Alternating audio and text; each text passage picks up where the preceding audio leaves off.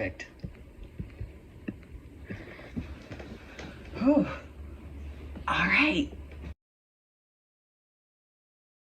So when I was 9 or 10, I went to my classmate Rachel's house for a play date. I have no idea what the circumstances of this were because she was way more popular than I was, and part of me wonders if our parents set this up out of pity. Whatever the circumstances were, I remember us sitting on the floor of her basement, coloring in those like velvet, blacklight Lisa Frank posters or whatever, and I remember I got up at one point to go to the bathroom or get a drink of water or something, and I just never came back. When Rachel went looking for me, she found me in the upstairs living room with her older brother and his friends, who were just sitting on the couch playing, I think, like a God of War, maybe the first or second one. I don't really remember which. I was watching them more than I was watching the screen. My attention was glued to something very intangible about the way these like middle school boys were interacting with each other, facilitated by the act of playing video games together. And when I remember this now, I am actually really embarrassed because I completely ditched Rachel to go hang with her older brother and his friends. And I don't think at any point I ever apologized or really realized that what I did was a social faux pas. So I'm sorry. And, but yeah, for years I misinterpreted my own fixation on this moment in time, concluding that, oh, as a preteen girl, I clearly just had a crush on these boys, but I was really cringy about it. Case solved. Surely I'll never need to unpack this later in adulthood for any reason. Yeah, that turned out great. But that was one of the first times I remember noticing a difference between how boys played video games together and how they played video games together, but also with me. And I want to be very deliberate here in pointing out that it wasn't the experience of playing God of War that I was drawn to when I felt the need to awkwardly hover behind the living room couch for an hour like a reluctantly interested father. Instead, it was the realization that there was a way to play with other people that didn't feel like I was being taught not only how to play video games, but how to engage with or know when to step back from a very specific kind of joy that I didn't get to understand or participate in. Even among friends, I still find at 25 years old that I'm scared to play games that I know I'm not good at, usually because I'm unfamiliar with the platform or its controls, etc. I find myself backseat gaming, a mode of play which absolves me from having to prove my gaming proficiency to others. I feel very lucky that growing up, I never experienced firsthand any sort of harassment or bullying from male gamers. I never had my identity as a gamer called into question. My identity as a gamer. I wasn't personally treated differently, but I also never experienced that living room feeling I observed when I was a kid, even though I sat in a lot of living rooms with a lot of my male friends where video games did indeed take place. When I wasn't literally watching boys play video games, I was watching an unspoken mode of social play emerge that I was not a part of. There's so many cars. Construction. This is hell. Keep in mind, I don't think I could have articulated any of this back then. This is all with the benefit of hindsight and a better understanding of not only how platforms and gender intertwine, but of my own relationship to gender. So what is it about how we play video games, specifically how we engage socially and physically with platforms rather than the subject matter of the games themselves, that creates space for gendered social gaming experiences? If the games don't matter, how else have platforms been historically gendered? Why is it that when I hold this absolute beast of a handheld in my weak little academic hands, I feel like the coolest guy you have ever seen in your life? I want to shove it in the pocket of my Jinko jeans, go do dangerous shit in the woods behind my house without my parents knowing, I want to survive on nothing but high fructose corn syrup and my own audacity. Gender dysphoria, who is she when you have this little guy? Holy shit. To get at the answer to at least some of these questions, maybe the more serious ones, I will be taking a look at the history of how platforms have been gendered through marketing, both in the 1990s with handheld platforms and in the 2000s, specifically with the Nintendo Wii. I'll also throw in some fun personal anecdotes about my experiences with these platforms and the kinds of gendered play I witnessed and participated in over the course of my adolescence. Before we get into that though, I want to give a very brief and characteristically silly explanation of why, beyond the fact that this is an essay for a platform studies course, I'm stressing the importance of examining platforms over individual games in this video. Okay, let's get comfortable. Hello. No, we're not doing that. So when academics talk about gender in video games, it's common to see discourse around masculine, feminine playstyles, genre preferences, etc., all under this huge umbrella of game studies. Is this a boy game or a girl game? Are boy games all filled with toxic masculinity? What happened when girl play boy game? Who knows? Games can have misogyny or encourage toxic masculinity in their narratives or social play mechanics, but thinking about them as boy games or girl games is not only limiting, but honestly pretty played out. It's boring. And also I can end this discourse right now. As you can clearly see based on my adolescent gaming habits, this is a boy game. And based on my friend Tally and what she's told me about her gaming habits, this is a girl game. Happy Pride Month, folks. Dr. Heather Nofziger argues in her 2014 article, Platform Not Gender Drives Gamer Differences, that, it's all in the title, but she argues that while traditional belief states that male and female gamers play games differently, the types of games enjoyed by players depends not on gender, but on platform. And she's specifically specifying mobile, handheld, and console platforms to differentiate those three. She's not wrong, exactly. As I just clumsily explained, different genres of video game can be enjoyed regardless of gender identity. But what this article doesn't take into account is that while gender doesn't drive differences in what games people enjoy playing, it does drive experiences of those platforms and interacting with them. Her analysis shows that individual investment varies from platform to platform. Mobile platforms are more casual use, while consoles see the heaviest investment. And while across platforms, the gender balance is relatively even, with consoles and handhelds leaning a little bit towards male gamers, we need to look at why consoles are associated with both heavy investment and masculine play spaces.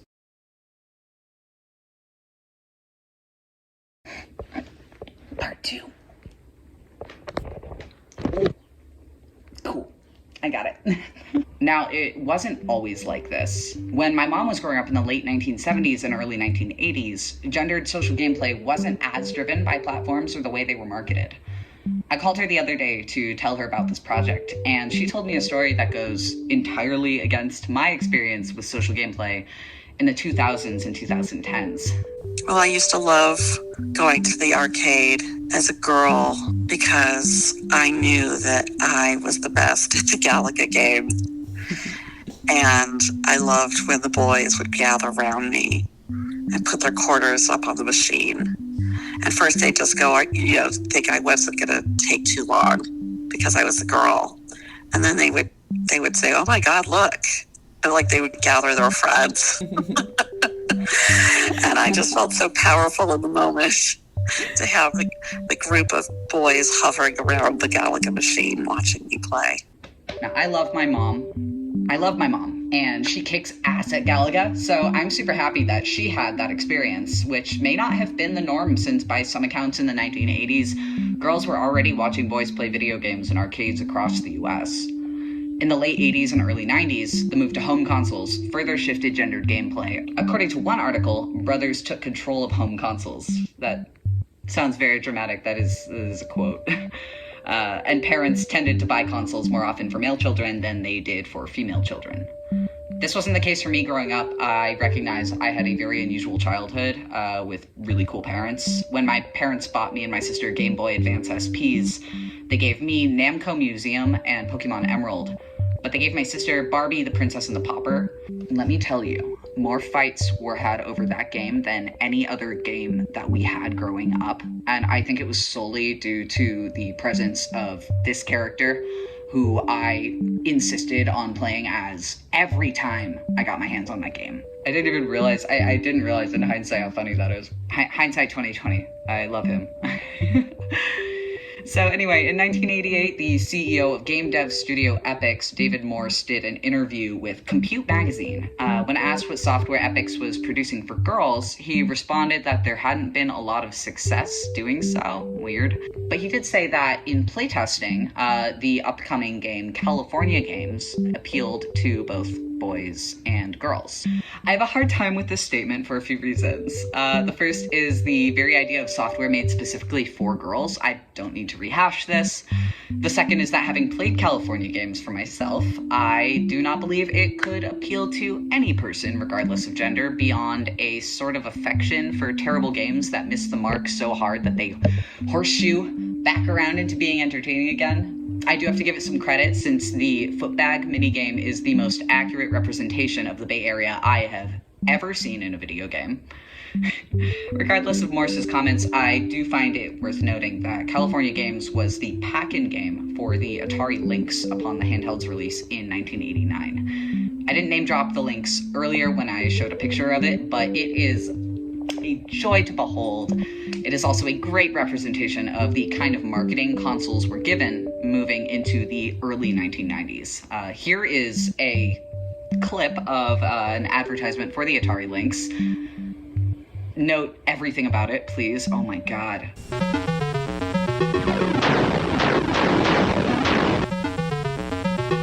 On some Atari Lynx games, you can link up 4 players. But there's only ever one winner. Atari Lynx, the portable video arcade. So as you can see from that spectacular clip, what I find really interesting is how, despite being a handheld, you have this shot of these 4 boys all playing together. We're gonna ignore the skeleton part, although you don't have to because it's super sick. But it does represent this vision of how platforms were meant to be engaged with, according to the developers of these platforms. You also had ads like this one for the Atari Lynx. Hey, Mr. Block, can I go to the bathroom? 2 minutes.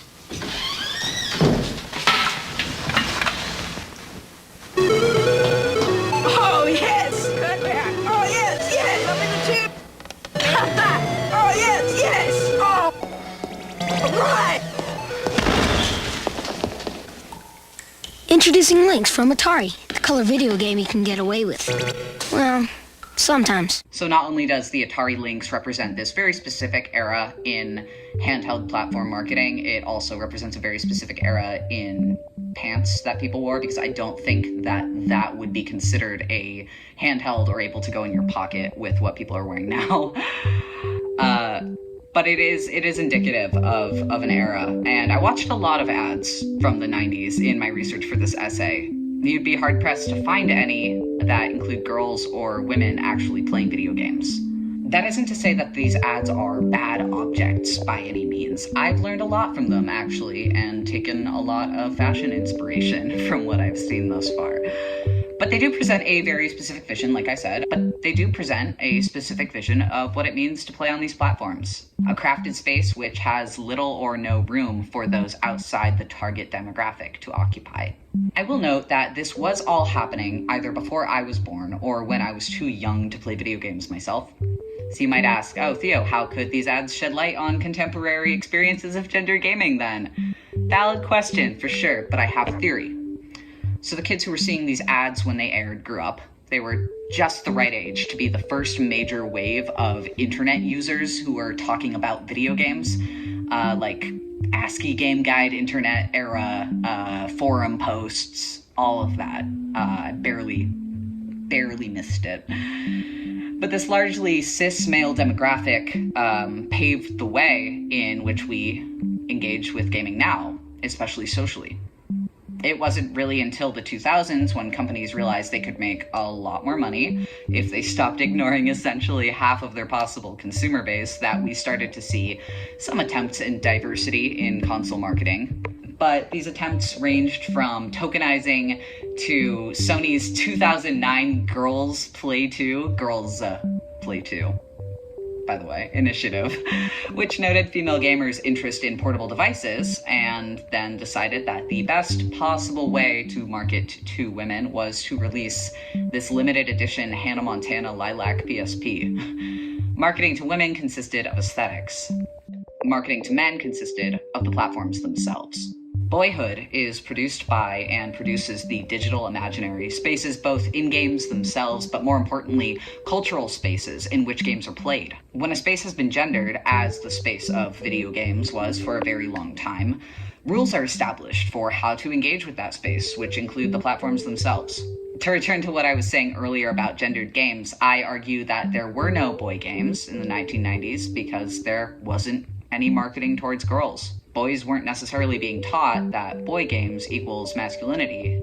They were taught that video games and interactions with other boys playing video games were masculinity. They were just a part of being socialized as male. And then the Nintendo Wii happened and things went kind of insane. When the Wii came out in 2000, when did the Wii come out? I should probably put that in. When the Wii came out in 2006 in North America, it had a chokehold on every middle to upper middle class suburban family I knew. I remember families holding like social gatherings, the same way people like threw garden parties in the 1950s, except the centerpiece wasn't like a weird savory jelly, but rather a video game console. And instead of lawn darts, the projectile of choice was the Wiimote, because nobody wore those little wrist straps, and I saw more Wiimotes thrown at televisions in like a span of 2 weeks than I ever expected. This metaphor got away from me a little, but you get the idea. It was a cultural phenomenon in the way that, like, while previous platforms, certainly, like every platform is a cultural phenomenon, but this one just was doing things that no one had seen before.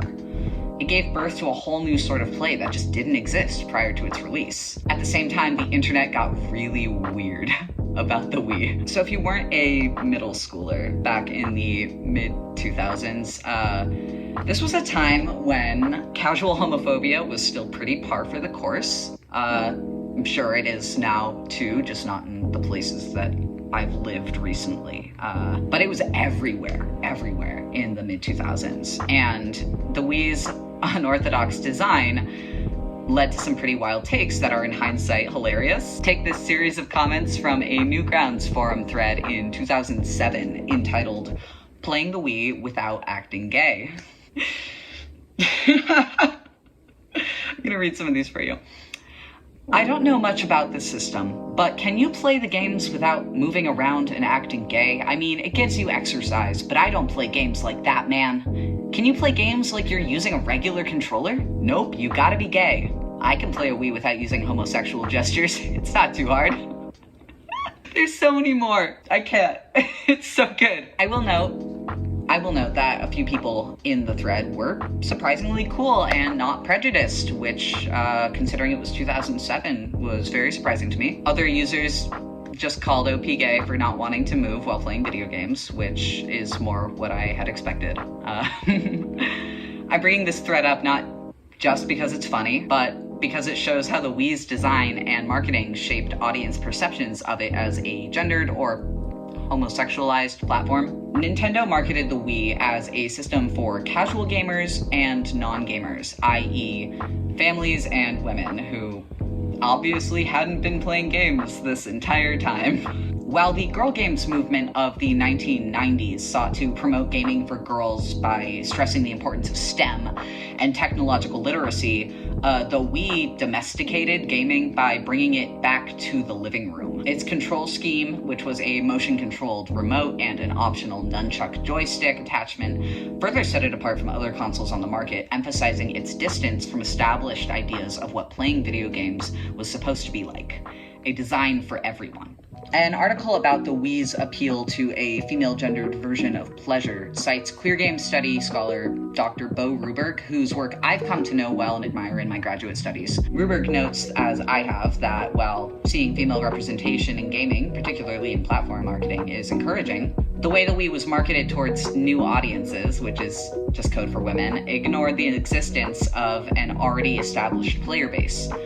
They also argue that since the ad campaign for the Wii, while notable for centering women, never failed to place other people around the woman playing, its marketing thus emphasized acceptable female gameplay as social. I agree with Ruberg, as I am wont to do, that the emphasis on gaming being more social-oriented for women than it is for men is a weird take, and this is for a few reasons. For one, it's been argued against in articles. Some papers argue that men and women equally engage in social behaviors while gaming. A study done in Sweden on gaming with other people, i.e. social gaming, actually finds that male gamers are more likely than female gamers to game with other people.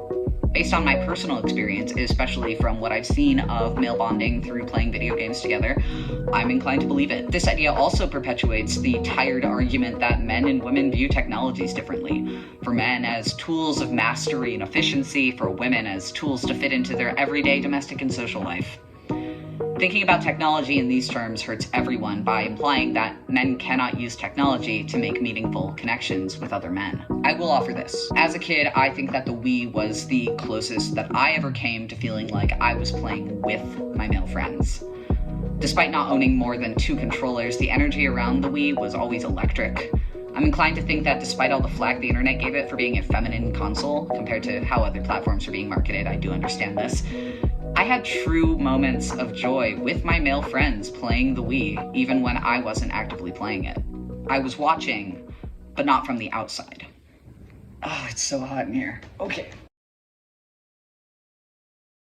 As part of the work for this course I'm in, every Wednesday evening, our class would get together and play games on retro platforms for like 2.5 hours. We were supposed to be paying very close attention to the experience of interacting with these platforms, which we did, I promise. But it very quickly also became a social event for many of us, myself included. On one of these Wednesday Game Lab sessions early on in the quarter, we played a selection of games for the Atari 2600. I found myself sitting with a few classmates I was friendly with. We were just playing Pong basketball. It wasn't anything deep or remarkable. But as we took turns and engaged in some friendly competition, there was this moment where I just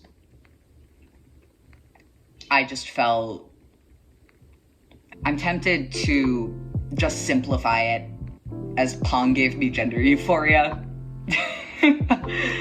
but that's not it at all. Because the truth is, like, yeah, it's kind of funny to realize while playing Pong basketball with a bunch of relative strangers that you're experiencing boyhood in a way that's both profoundly non-toxic and hopeful. And then you get all emotional because you didn't realize that you had been missing this feeling your entire life, and now you have to mourn it because you're never going to get that childhood that you didn't realize you didn't have.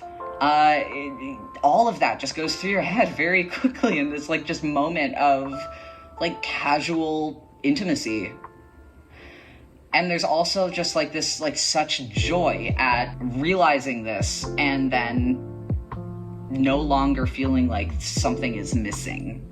I owe this realization, and I'm very grateful for it, to my peers who, for the first time since I started transitioning back in November, never emphasized gender in any of our social interactions. It sounds really sad when I say it like this, but I felt like a person. And after the last few months of me very publicly, very quickly, and very on my own, figuring out a lot of stuff, I kind of forgot what it felt like to be just a person. Maybe the living room feeling isn't the result of masculine social play, but rather the result of social play that lacks the burden of being gendered at all. I never stopped watching boys play video games, but I was able to become a person watching people play video games. In experiences of social play not tied to the complex task of navigating gender, there is such a pure sense of camaraderie, of play for the sake of play, and I wish I had been able to take part in that long ago. Genderless social play is a privilege tied to being a part of the default demographic that these consoles have been marketed to. Now, this isn't to disregard the rampant toxic masculinity encouraged and perpetuated in some video game social spaces, or the buck wild marketing done to appeal to a generation of adolescent male gamers who, like every teenager ever, just wanted to feel like they belonged somewhere. Rather, what I hope to get across is that even in the most inclusive, non-toxic spaces, we still have to recognize that an absence of aggression and misogyny does not mean that non-male gamers are having the same experience of social play as male gamers. What I experienced in class those evenings was, no exaggeration, a life-changing glimpse of hope, as well as a call to action for the degendering of social gaming. I am profoundly grateful, not only to my classmates, but also to my professor for helping me realize I had so many difficult feelings tied up in something I've loved my whole life, and for giving me back part of my personhood I didn't know I'd missed.